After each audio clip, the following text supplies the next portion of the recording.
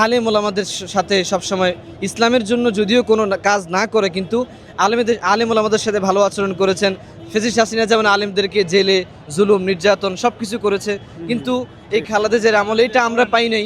আসলে বেগম খালেদা জিয়া চলে গেছেন, আজকে অনুভূতি হচ্ছে অনেক কষ্ট, অনেক মায়া ওনার জন্য কাজ করে। উনি দেশের স্বার্থে জনগণের জন্য অনেক কাজ করেছেন, দেশের জন্য অনেক কাজ করেছেন। উনি একজন ভালো মানুষ ছিলেন, আর উনি একজন ভালো মানুষ ছিলেন। এর আমরা যেটা ধরতে পারি যে আজকে ওনার জানাজা, গতকাল মৃত্যুবরণ করেছেন উনি, আজকে ওনার জানাজা হয়েছে। সে জানাজায় লক্ষ লক্ষ মানুষ উপস্থিত হয়েছে, দল মত নির্বিশেষে সকলে উপস্থিত হয়েছে। তো একজন ভালো মানুষ যদি নাই হয়, তাহলে তার জানাজায় তো লক্ষ মানুষ দল মত নির্বিশেষে সকলে উপস্থিত হতো না।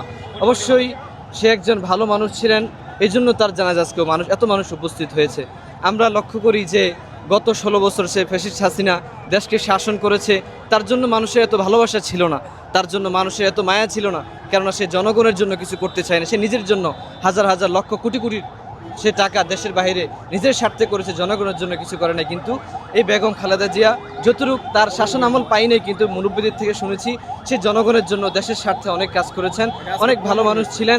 আজকে তার জানাজায় উপস্থিত হয়ে খুব খুশি, আজকে মানুষ তার জানাজায় উপস্থিত হয়েছেন, আমরা এতে অনেক খুশি। না, বেগম খালেদা জিয়া ওনার মতো মানুষ তো আর দ্বিতীয় আর পাওয়ার সম্ভব না, কারণ একজন মানুষ চলে গেলে তার যে গুণ, তার মতো একজন মানুষ অনেক ভালো ছিলেন, তারপরে তার যে গুণ, এগুলো তো অন্য মানুষের মধ্যে আর পাওয়া যাবে না। অবশ্যই তার মতো মানুষ তার আমরা জীবনে আর পাবো না, তার মতো। আসলে কোন বিষয়টা মনে পড়ে সেটা তো আর, কিন্তু মুরব্বীদের থেকে যেটা শুনছি সেটা হলো যে উনি আলেম ওলামাদের সাথে সবসময় ইসলামের জন্য যদিও কোনো কাজ না করে, কিন্তু আলেম ওলামাদের সাথে ভালো আচরণ করেছেন। ফেজিস হাসিনা যেমন আলেমদেরকে জেলে জুলুম নির্যাতন সব কিছু করেছে, কিন্তু এই খালেদা জিয়ার আমলে এটা আমরা পাই নাই যে আলেম ওলামাদেরকে জেলে নিয়েছেন, জুলুম নির্যাতন করেছে, এগুলো আমরা পাই নাই। এটা আমরা বলতে পারি যে নিঃসন্দেহে উনি একজন ভালো মানুষ ছিলেন।